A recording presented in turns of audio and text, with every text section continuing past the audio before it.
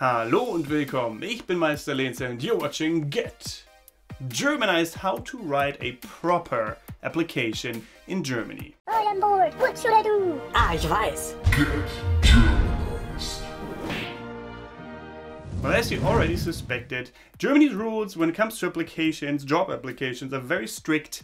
You can't just write whatever you want, can't write a nice little essay creatively describing how great you are and what you can do, why you would be such a great fit for the company. No, that's not what we want. So here is what we want.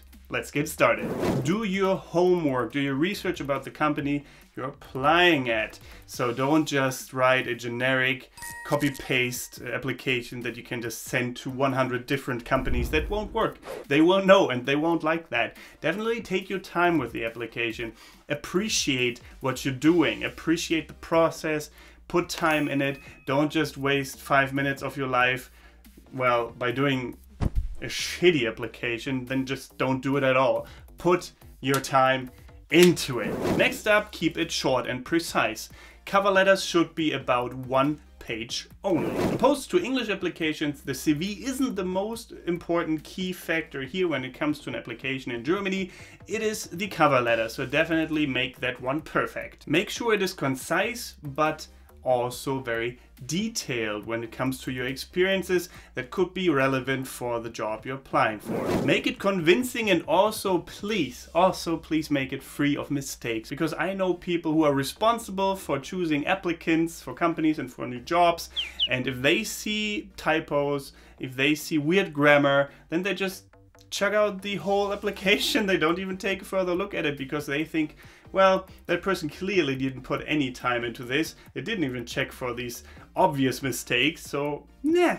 So definitely make sure that that is not you, that doesn't happen to you, and check for spelling and grammar mistakes. Next up, like I said, make your application convincing. Don't choose weak words like would and could. Choose words like I will do this, I will benefit the company this and that way. And don't say, well, maybe if I get hired, that could work out like this. And then people would be like, what is he talking? What? No. Also at the same time, don't brag. Like, make it realistic as well. And if you include any hobbies, make sure that you only include those who really have a relevance for the job you're applying for, because rock climbing will not get you anywhere in the office.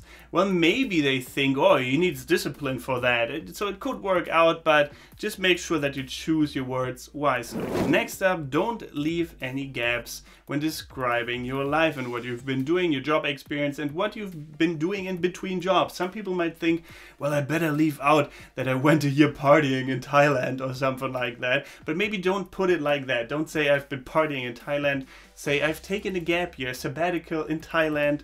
I've broadened my horizons, met people, made experiences. It really benefited to strengthen my character and it did me good. So maybe you say that instead of just not mentioning it at all, because people might think you're incompetent and you, well, just try to hide something, and you don't want that. You really don't. Next up, have proof of everything that you mentioned in your CV, in your application, in your cover letter, everything.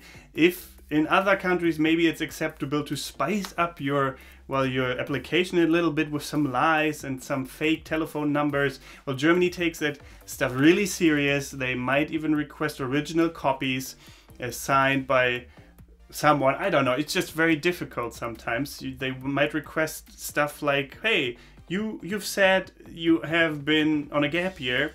Is that true? Prove that to us. Or some ridiculous stuff like that could happen.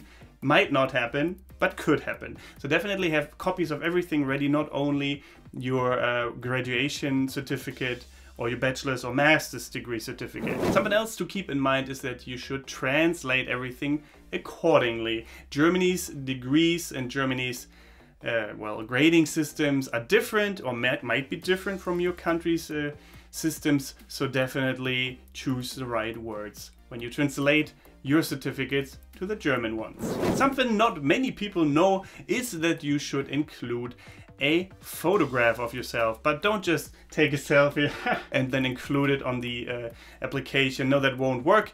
Definitely go to a professional photographer and tell them you want a photo for an application. They will know what to do. They will make you sit there, probably not even smile, maybe a little bit, in front of a gradient background or something like that, and then they'll give you the photos that you can include. If you don't get them professionally taken, people will notice and they will not like that. Keep in mind, while this is not mandatory to do, it is still common practice, and the photo is usually placed on the first page of your CV. When getting your photo taken, make sure that you have a friendly yet determined expression on your face.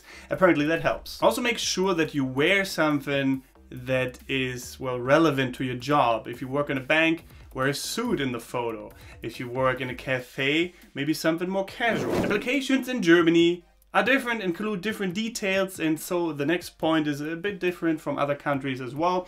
You need to include your date of birth. This might not be 100% mandatory, but it's also still common practice. Some companies might even like to see your nationality, your gender in there, and stuff that is really not necessary in other countries, but Germany is different. Next up, what order should you put your, well, experiences in? And the answer here is put the most recent activities first. And last but not least, definitely double check everything and maybe even get a German native speaker to proofread your application, because as you might have guessed, it needs to be in German. Sorry if that information came a bit late and you already started on the process, but maybe you're lucky and your employer wants an English application. Who knows? There are international companies in Germany as well, so.